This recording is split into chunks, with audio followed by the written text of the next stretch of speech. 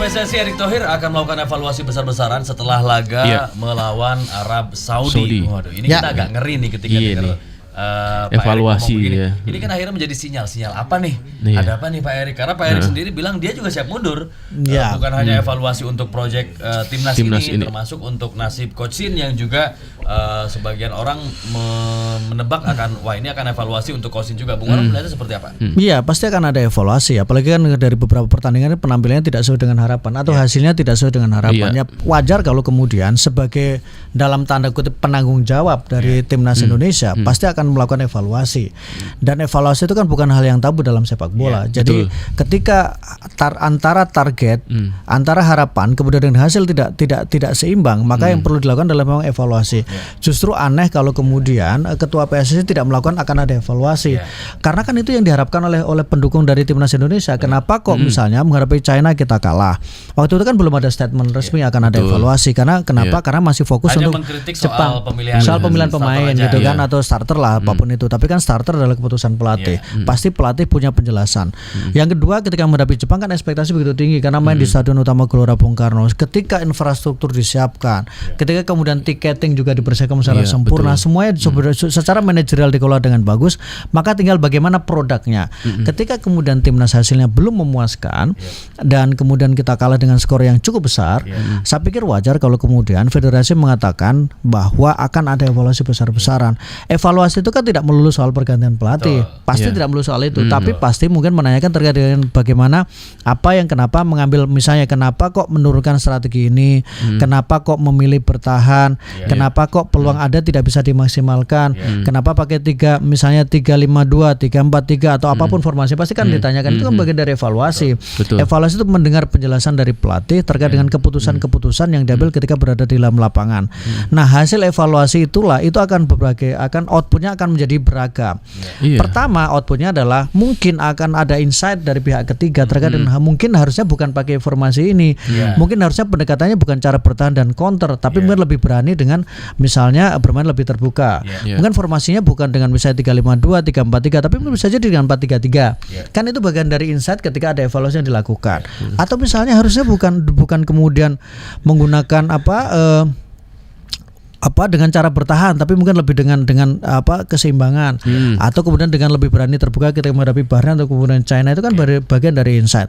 Baru kemudian ketika itu bisa dilakukan atau tidak, ketika ternyata tidak bisa diaplikasikan di dalam lapangan, maka akan ada evaluasi berikutnya. Kenapa kok tidak bisa diaplikasikan saran-saran ini? Oh, ternyata mungkin dari sisi pemainnya tidak pas, dari sisi pelatihnya tidak pas, atau kurang bisa memahaminya. Ya tentu baru di situ kan ada evaluasi. Jadi evaluasi itu bukan sesuatu yang kemudian tabu dan haram dalam sepak bola. Harus pelatih level apapun ketika targetnya tidak bisa atau kemudian belum sesuai dengan harapan, pasti akan dilakukan evaluasi. Karena kan di situ ini kan melibatkan seluruh stakeholder dari sepak bola Indonesia.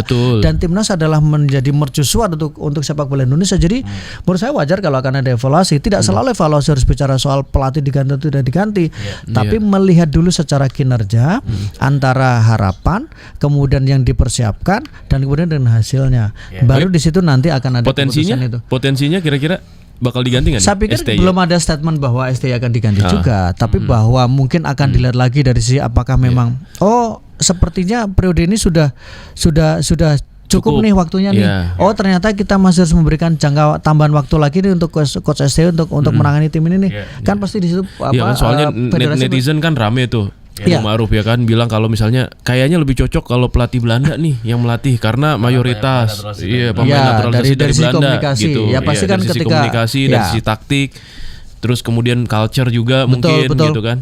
Ya pasti kan ada pertimbangan. Misalnya ketika memutuskan STY kan misalnya dari etos pelatih Korea yang punya motivasi, nasionalisme, daya juang dan luar biasa. Dan memang hasilnya bisa kita lihat ketika STY bisa membawa timnas ini ke putaran final Piala Asia sampai ke 16 besar Piala Asia. Atau kemudian ketika menjadi kompetitif ketika menghadapi tim-tim besar. Secara mental kan tidak ada lagi rasa minder kan ketika menghadapi tim-tim besar. Itu kan mentalnya menjadi bertambah. Permainan juga mulai pelan-pelan mulai terlihat. Tapi apakah hasilnya memuaskan, kan itu nanti bagian dari evaluasi. Dan pasti ada alasan kenapa menentukan pelatih ini, menentukan pelatih itu. Apakah mungkin ini lebih cocok secara kultur tadi dikatakan, secara bahasa juga bisa lebih bisa memahami atau seperti apa, kan itu menjadi keputusan-keputusan yang menjadi pertimbangan ketika federasi memutuskan apakah melakukan pergantian pelatih atau tidak. Tapi diganti atau tidak, base-nya adalah pada hasil dan target yang diharapkan, bukan pada persoalan suka tidak suka, bukan persoalan desakan atau tidak desakan, tapi pada result yang dihadapkan. Karena kan pasti ada target. Ketika target tidak dapatkan, apa nih solusinya?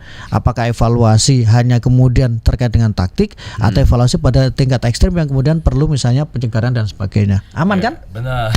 Aman banget ini deh. Sudah tepat sih sikap dari PSSI ini masih di tengah gitu ya. Karena kalau misalnya statementnya atau sikapnya sudah menjurus ada evaluasi untuk pelatih itu bahaya juga. Dan karena ini juga karena lagi running nih pertandingannya. Pertandingan gitu kan. masih berlangsung, harapan juga masih selalu dijaga ya. Dan menurut saya juga menarik apa yang disampaikan oleh Pak Erik bahwa dia mengambil beban itu ke pundak dia. Supaya apa? Beban itu tidak terfokus pada pemain. Jadi ketika federasi mengambil alih beban itu, harapannya adalah pemain dan pelatih bisa fokus ke pertandingan selanjutnya. Sehingga beban itu semua ibaratnya gini. Ketika ada peluru yang ditembakkan, dia dulu yang di depan nih. Harapannya apa? Ini yang di belakangnya bisa lebih fokus untuk mempersiapkan semuanya. Jadi ketika ada taktik main aja dah gitu di lapangan. Main gitu. aja deh soal persoalan bahwa tekanan dan sebagainya kita yang mengambil alih. Jadi baiknya memang tidak usah kemudian ini paling salah siapa. Wajar kalau kemudian misalnya ada anggota Exco yang kemudian mengatakan ada ini wajar, karena Exco kan bagian dari memang pihak yang diharapkan juga bisa memberikan evaluasi. Betul. Tidak wajar kalau kemudian justru membiarkan hasil yang kemudian tidak memuaskan itu seolah-olah hanya dibiarkan saja. Jadi kewajaran ketika evaluasi, kewajaran ketika kemudian sebagai pemimpin tertinggi dari federasi mengambil alih beban itu karena memutuskan pelatih adalah menjadi keputusan dari federasi, mengganti pelatih juga menjadi keputusan dari federasi, menyetujui ketika ada memanggil pemain-pemain diaspora juga adalah keputusan dari, tentu didukung oleh keputusan federasi, dan ada keputusan politik sehingga itu harus dipertanggungjawabkan juga oleh sebagai ketua federasi. Jadi fine aja menurut saya. Tapi ada makna tersirat nggak sih Bung Ma'ruf ketika Pak Erik bilang saya siap mundur, terus ketika bertanya kepada para pemain masih percaya nggak dengan proyek ini, masih percaya nggak dengan proyek gimana tuh yang kita jalankan, Bung Ma'ruf? Terus ketika bilang juga akan ada evaluasi besar-besaran nih nanti setelah laga Arab Saudi, apakah artinya laga melawan Arab ini bisa dikatakan sebagai final untuk mengambil sikap begitu? Nah, kalau Bung Ma'ruf melihatnya, membacanya ini pertandingan penentuan lah gitu ya, penentuan. Makna tersiratnya adalah bahwa ini menjadi tanggung jawab bersama. Tanggung jawab untuk kemudian bagaimana mendapatkan hasil yang terbaik. Kalau kemudian memang sudah tidak percaya, misalnya pemain tidak percaya dengan proyek itu, ya sudah, mungkin mereka bisa mengatakan ketika mau diturunkan, udah saya tidak mau turun karena saya nggak percaya dengan proyek ini. Tapi ketika kemudian itu kan istilahnya adalah memberikan motivasi dengan cara yang berbeda, bukan dengan cara menyalahkan, tapi meningkatkan kepercayaan diri pemain dengan kemudian mengatakan bahwa kalau masih percaya, ayo kita bareng-bareng membangun kepercayaan ini. Kan seperti itu. Kalau kemudian kamu gimana mainnya, kamu ini harus kan menjadi menjadi kontraproduktif. Kenapa? Karena Pak Erik ini kan basicnya adalah manajer atau kemudian pengusaha. Pengusaha, betul. Pengusaha kan tentu tahu bagaimana cara memotivasi orang-orang di sekitarnya, manajemen manajerial di sekitarnya, memanage orang, mengeluarkan kemampuan terbaik dari orang-orang di sekitarnya. Jadi pola itu yang bisa jadi dipakai ketika beliau mengelola perusahaan, dan itu yang coba diterapkan dalam sepak bola karena sudah tahu sepak bola itu capek, sudah tahu sepak bola itu kalah. Kalau kemudian disalah-salahkan kan akan menjadi lebih backfire karena menjadi ini gimana sih? Kita kan bukannya tidak berjuang, kita kan sudah berjuang, tapi begitu beban itu dirangkul bersama-sama, kalian masih percaya, ayo kalau masih percaya, ayo kita bareng-bareng membangkitkan soal apa yang dilakukan proyek besar ini. Dari perspektif yang berbeda, kayak dimanjain gak sih pemainnya kalau kayak gitu, Bung Ma'ruf? Kan memang gini, bisa jadi kan gini. Misalnya kita marah dengan anak, ini teori psikologis ya. Ketika kita marahin anak, pasti psikologis orang mengatakan bahwa bola bisa luar biasa sebagai orang tua. Kayak ular ya, banyak bisanya. Tergantung request. Kirain banyak licinnya. Jadi kan gini, ketika dan bukan hanya ini ya sepak bola dan parenting. Pendidikan juga otok banget. Judul juga oke. Oke, jadi ketika kita gini ngobrol nih, ketika anak kita melakukan kesalahan di depan umum. Tidak mungkin, pasti orang bilang bahwa secara psikologis bilang jangan memarahi anak kita di depan umum, tapi beritahu dia di tempat tertutup, karena itu akan membuat anak lebih bisa menerima. Bisa nggak sih? Jadi kalau kita tarik di situ, di videonya kan memang bukan mengesankan. Videonya memperlihatkan bahwa ada motivasi tapi lebih dengan cara yang halus. Tapi belum tentu ketika ruangan tertutup, belum tentu STI kemudian di ruangan tertutup akan mengatakan bahwa dia hanya baik-baik saja. Bisa jadi juga akan menunjuk kesalahan-kesalahan itu. Tapi kan tidak, itu bukan untuk konsumsi publik. Betul, seperti misalnya ketika kita lihat di video-video yang prime yang di ruang ganti pemain, bahkan selevel Guardiola yang kita lihat begitu kalem di ruang ganti, marahnya kayak apa ketika di ruang ganti. Tapi kan itu diekspos pasca jauh-jauh hari setelah event itu terjadi. Jadi itu bukan kemudian menunjukkan bahwa semuanya akan tenang-tenang seperti yang terlihat di depan kamera. Tapi begitu di belakang kamera bisa jadi kayak kita di depan kamera kelihatan manis-manis. Bisa jadi di luarnya kan kita belum tentu. Lebih manis lagi, imut banget kan. Nah, itu jadi ini menarik ya, fenomena situasi di ruang ganti yang sudah bisa dilihat oleh publik. Dulu ruang ganti itu menjadi ruangan yang sangat sakral. Tidak boleh bocor, tidak boleh dilihat karena disitulah rahasia dapur dari pelatih kepada pemainnya. Tapi sekarang udah bisa, meskipun memang ada koridor-koridor. Oh beda. Itu kan sudah selesai pertandingan. Sudah selesai. Kalau misalnya masih dalam jangka pertandingan itu menjadi area netral. Dulu bahkan lebih parah. Dulu ketika di Liga Indonesia itu dulu sempat TV itu masuk ke ruang ganti. Masih ingat nggak? Jadi tiba-tiba ketika jeda pertandingan itu ada wartawan, ada media masuk, pemegang hak siar masuk wawancara dengan pemain. Nggak boleh itu sebenarnya. Akhirnya kan memang nggak boleh karena itu adalah area steril yang itu memang menjadi ruang rahasia. Nah itu keluar atau kemudian direkam dan kemudian dikeluarkan karena pertama itu bagian dari entertain, bagian dari hak siar komersial, karena itu kan dijual di di platform terpisah. Jadi itu menjadi jualan juga. Tapi kan itu sudah berlangsung udah lama periodenya. Banyak tuh dokumentasi ya kayak Arsenal, Mikel Arteta itu kan juga. Dia marah kan? Iya, marah-marah juga memang layak untuk di-share aja. Betul, dan pasti ada pilihan-pilihan juga. Nah, kita kan baru setelah pertandingan dan kita baru kan setelah pertandingan dan sifatnya itu bisa diakses oleh publik. Jadi itu juga menjadi bagian dari bahwa ini loh situasinya di ruang ganti seperti ini. Kan kita suka-suka yang di ruang-ruang tertutup dan ruang-ruang gelap. Bung Maruf, kira-kira pemain kunci nih nanti di pertandingan nanti siapa kira-kira untuk di timnas yang kira-kira ini bakal jadi pemain sentral nih melawan Arab Saudi? Harapan kita adalah semua sebenarnya gini sih, semua pemain itu punya peran masing-masing. Ketika bicara gol kan selalu pelatih mengatakan bahwa tidak penting siapa yang mencetak gol, tapi yang paling penting adalah tim ini bisa mencetak gol. Jadi yang paling penting adalah tim ini bermain secara kolektif, kemudian mereka memang menunjukkan sebagai sebuah tim dan menunjukkan bahwa mereka adalah satu kesatuan yang kemudian kekalahan itu tidak membuat mereka menjadi saling menyalahkan. Itu yang paling penting karena kalau kemudian kita mengandalkan 1-2 pemain menurut saya juga tidak terlalu bagus juga. Tapi misalnya pemain yang menonjol mungkin ada beberapa pemain yang mungkin bisa menjadi kunci misalnya. Kalau di kemarin kan pertandingan terlihat kan ada Verdong itu kan tampil sangat bagus juga. Oh iya, Verdong ngoyo banget tuh mainnya. Verdong luar biasa banget dan kemudian menurut saya menjadi salah satu kunci juga. Atau kemudian bagaimana Hapner juga lumayan bagus meskipun sempat ada on goal yang di gol pertama juga. Tapi kan secara keseluruhan tim itu bermain dengan bagus. Hanya memang yang juga menjadi catatan adalah terkait dengan fisiknya. Fisik pemain kita itu terlihat drop itu di 15 menit terakhir itu sudah mulai agak kelihatan drop. Itu yang menurut saya juga menjadi catatan juga. Jadi bahwa ini sebuah tim dan semua pemain pasti berperan, ada yang menonjol tapi yang paling penting adalah harus menunjukkan dari sisi kolektivitas karena kalau misalnya menang, mungkin kita akan mudah mengatakan pemain yang mencetak gol atau pemain yang memberi assist. Tapi kalau kemudian kalah, sulit untuk mengatakan siapa pemain yang main bagus.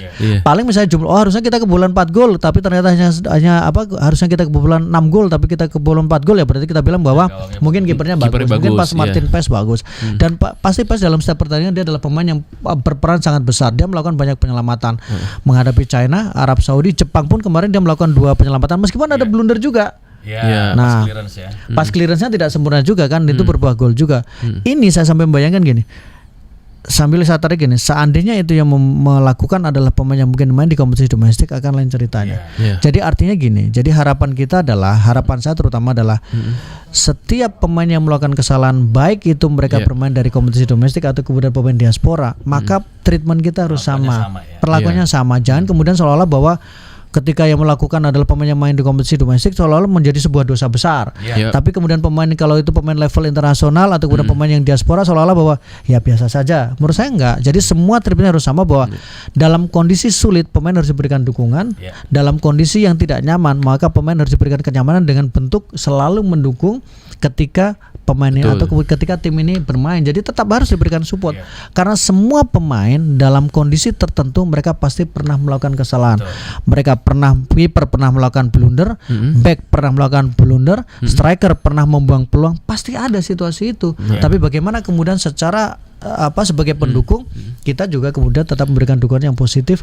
Dan kita juga menilai secara positif juga. Formasi kalau formasi gimana kira-kira? Tidak terlalu banyak berubah. Sintayong itu pasti hampir sama dengan pakemnya ya. Pasti dia menggunakan antara 3-4-3 atau kemudian ketika bertahan menjadi 5 pemain di belakang atau kemudian 3-5-2. Tapi sangat kombinatif. Tapi mungkin yang berbeda selalu adalah mungkin ada pemain baru yang kemudian diturunkan sebagai starter. Dalam beberapa pertandingan sering sekali STY dalam setiap pertandingan pasti ada 2 pemain yang 1 sampai 2 pemain yang pasti berbeda dengan backbone utamanya. Tapi kalau kerangkanya mungkin pasti sama. Seperti misalnya sekarang ini ketika kemarin Kevin dikemain mungkin ini karena tidak main pasti akan ada perubahan. Atau kemudian ketika kemarin Marcelino Ferdinand tidak main mungkin siapa tahu sekarang diturunkan di tengah untuk lebih memberikan sisi kecepatan. Tapi kan pasti itu akan tergantung dengan kebutuhan dan taktik yang diharapkan. Atau misalnya kemarin Yakob Sayuri kan main juga dengan cukup bagus, tapi kan dia ada sedikit sempat ketika gol yang dari sisi kanan itu kan dia sempat salah melakukan antisipasi dan itu kemudian berimbas pada gol. Apakah itu ada evaluasi? Mungkin juga akan ada evaluasi juga. Jadi pasti tergantung dengan taktik strategi yang diinginkan oleh pelatih. Apakah memang tetap dengan gaya counter atau melakukan pendekatan yang berbeda karena membutuhkan kemenangan. Dan resiko terus dihitung dan disesuaikan dengan komposisi pemain yang akan diturunkan. Termasuk juga tim dari Arab Saudi ya? Iya sama. Arab Saudi mungkin mereka agak lebih nyaman karena sebenarnya kalau di laga pertama itu kan mereka imbang tapi imbang karena tidak beruntung imbangnya itu. Karena mereka mendapatkan 1 penalti dan kemudian mereka penguasaan bola unggul dan kemudian mereka mereka juga punya jumlah tembakan yang lebih banyak juga. Tapi katanya mereka juga nggak banyak ada pemain-pemain inti yang tidak main juga nanti ini. Iya, bisa menjadi salah satu bentuk ini keuntungan juga kan dan bagian dari adaptasi ketika pelatih baru juga kan. Jadi menurut saya juga pasti akan berbeda situasinya. Tapi apapun dalam pelatih baru rasa lama ya. Iya, karena itu justru yang katanya pelatih yang kemudian berhasil pelatih yang di Piala Dunia mengalahkan Argentina. Meskipun juga akhirnya tidak lolos juga dari fase grup. Tapi biasanya pelatih itu atau pelatih tim termasuk mungkin timnas mereka lebih fokus pada pendekatan timnya seperti apa kesiapan pada timnya seperti apa karena ini sudah saling mengenal kan, sudah pernah bertemu dan di waktu skor 1-1, jadi artinya mungkin tidak kemudian peta-peta betul dan kemudian sekarang sudah mulai menjalani hampir pertandingan demi pertandingan sudah dilakukan, jadi sudah terlihat bahwa bagaimana gaya main yang diharap yang dilakukan oleh tim Arab Saudi, jadi tidak butuh adaptasi terlalu awal lama dan kita juga bisa baca gayanya juga sudah bisa membaca gayanya juga dan pemain yang diwaspadai juga sudah ketahuan. Oke, kalau kita mainnya sama nih kayak waktu kita partai tandang di Arab ya. Saudi mendominasi jalan permainan dari Indonesia nahan. Ini kan sebenarnya gol tinggal menunggu waktu. Artinya kita harus mengubah cara bermain. Karena kalau kita terus menahan, tentu peluang kita untuk menciptakan gol juga semakin sedikit, tipis. Dan justru peluang kita kebobolan akan semakin banyak. Tinggal menunggu waktu tadi. Artinya harus dirubah dong taktik nanti malam. Ya, banyak yang berharap bahwa mungkin pendekatannya jangan terlalu bertahan yang kemudian jangan terlalu bertahan terlalu dalam ya. Tapi juga harus tetap memperhatikan keseimbangan. Jangan kecolongan seperti menghadapi China juga. Jadi dua kombinasi ini yang harus dilakukan dengan dihitung dengan cermat oleh pelatih STY terkait dengan apa yang dilakukan.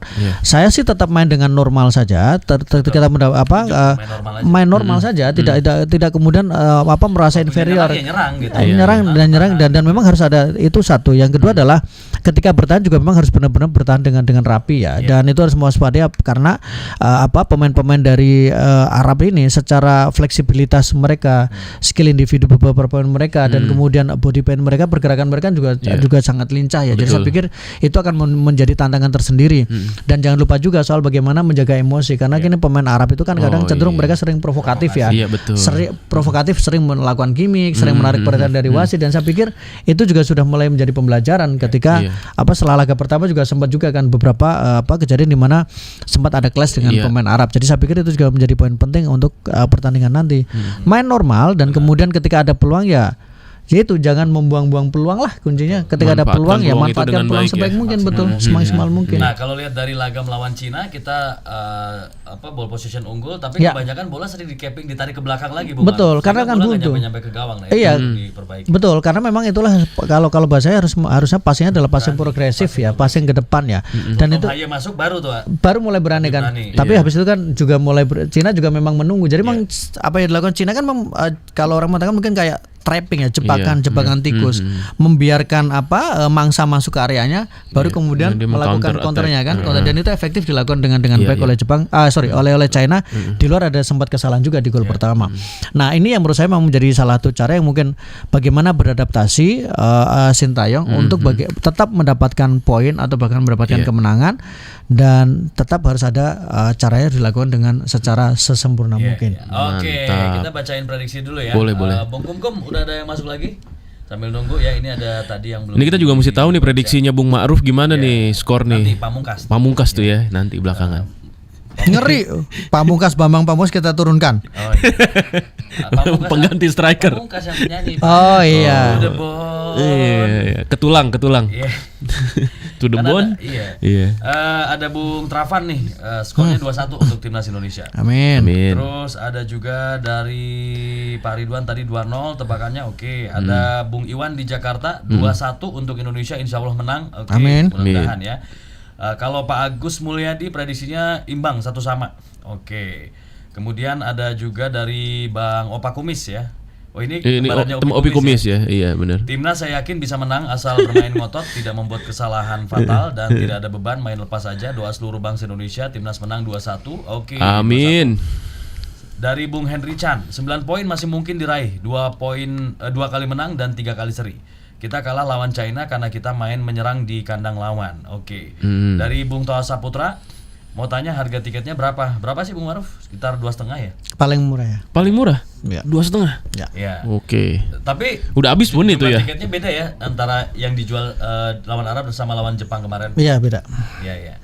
Oke, ada juga dari Pak Rahmat Budiadi. Timnas Garuda akan menang bila cetak gol dulu, itu kuncinya. Bila kebobolan dulu ya wassalam, dan bila kalah belum bisa lolos wajar-wajar aja menurut saya.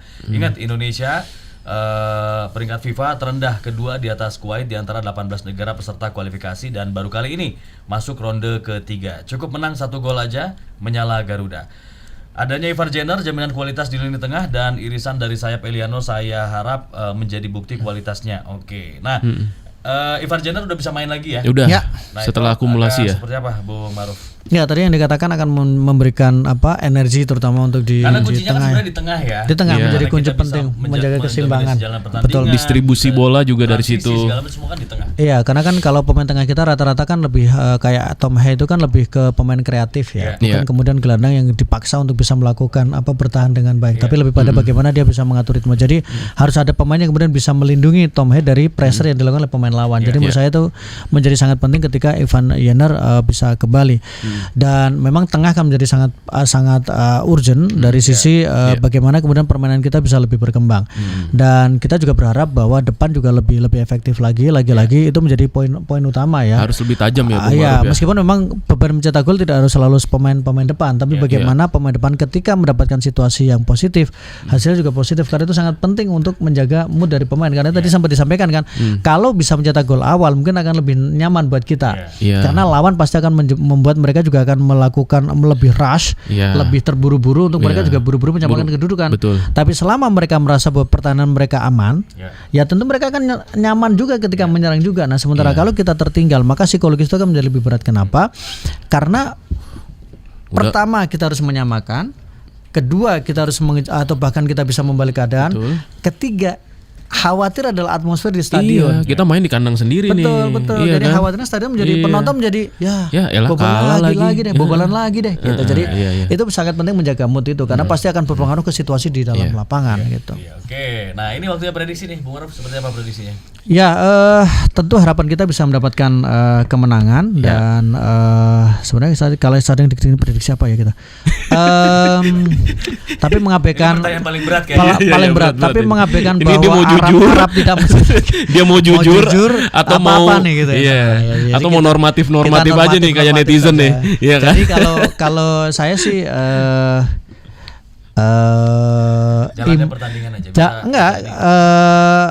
Bisa mengimbangi kalau jalan pertandingan, dan menurut saya hasilnya mungkin awal, seperti biasa. Pressing dari awal ya, inisiatif pasti ya. Tapi itu menjadi opsi yang paling mungkin dilakukan dan bisa yang penting Indonesia bisa mencetak gol lah.